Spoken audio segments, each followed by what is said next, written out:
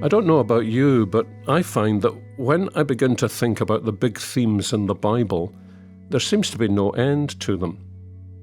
My own first thought this week was to think about who God is by reflecting on perhaps 4 or 5 names we find in the Bible, but we've got stuck with one. Well, not stuck, I hope. In fact, you might say we've been trying to be like theological gemologists, holding up a precious stone to the light and admiring some of its facets.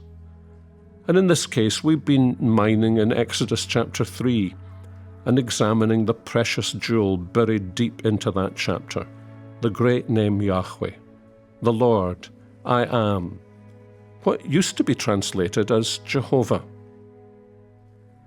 If, like me, your first Bible was a King James version, you'll remember that in Genesis, there is one place where this name is expanded. It's expanded into Jehovah Jireh. You remember the verse, it's Genesis 22, verse 14. And Abraham called the name of that place Jehovah Jireh. The Lord will provide.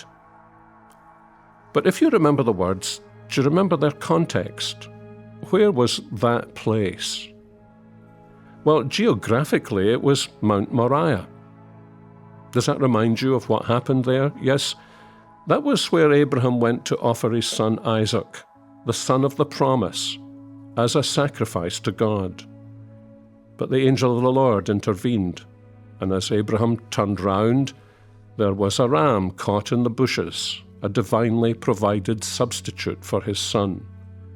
And so he called the place, the Lord will provide.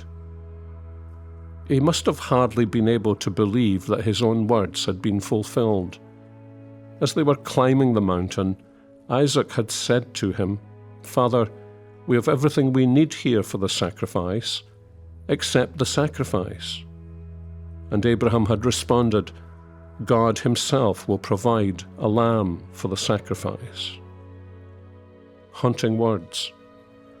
But if Abraham reflected on this dramatic experience of the angel of the Lord, the way I'm sure Moses must have when he was addressed by the angel of the Lord, I wonder if he ever wondered, I told Isaac that the Lord would himself provide a lamb for the sacrifice, but it was a ram, not a lamb, that he provided.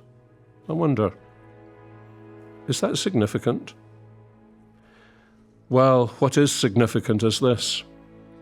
Later on, hidden away in 2 Chronicles chapter 3, verse 3, we discover that Mount Moriah was the area where Solomon began to build the house of the Lord in Jerusalem.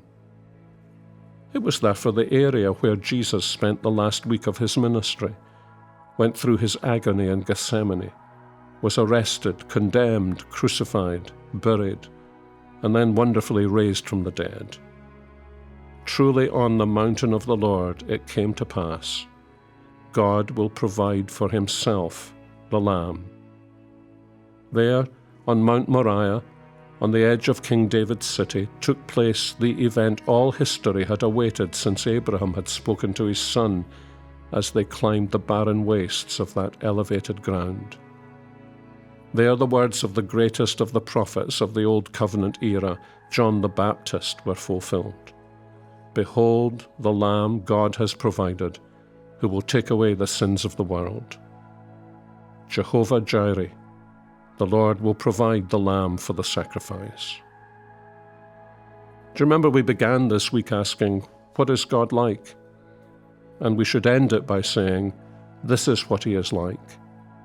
He is the God we can trust to provide us with everything we need because, as Paul says, if God is for us, who can be against us? He who did not spare his own Son, but gave him up for us all, how will he not also graciously give us all things? Maybe we'll come back someday to these words. But for the moment, let these 2 words be fixed into our hearts. Jehovah Jireh, the Lord will provide. And if you want to be sure he will, then look nowhere else than to the cross of Jesus Christ, because there he has proved that he will provide beyond any doubt.